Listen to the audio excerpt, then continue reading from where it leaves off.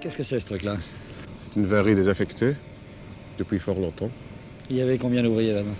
Oh, il y a eu plusieurs milliers d'ouvriers et enfin quelques centaines, la réduction se faisant constamment. Et il y a beaucoup d'entreprises de ce genre. Oui, vous pouvez parcourir tout le sillon industriel Charleroi à Liège, vous verrez un peu partout des entreprises de ce genre, désaffectées ou en voie de désaffectation.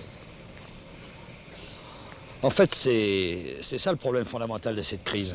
Ah oui, bien sûr, parce qu'on peut croire en périphérie de la Wallonie ou de l'extérieur que le problème culturel et linguistique serait le plus important. Ce n'est pas vrai.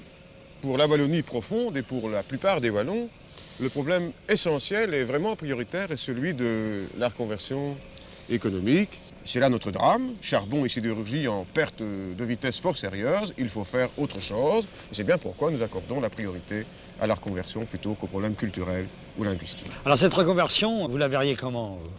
Fondamentalement, ce qui se pose, c'est une question d'investissement.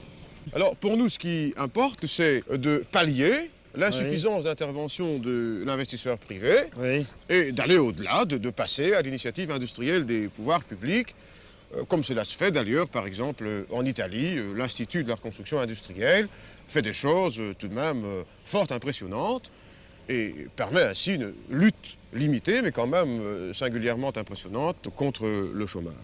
Dans la région ici, vous savez, les gars qui ont du courage, qui ont de la famille, qui ont de l'ambition, qui ont de la qualification, partent. Ceux qui ont entre 25 et 45 ans, ils partent. Certains sont allés à Dunkerque, d'autres partent en Flandre, vers Bruxelles, vers Mons, n'est-ce pas? Et alors, la région se vide de sa dernière chance, c'est-à-dire la qualification professionnelle de ces gars. Le mouvement fédéraliste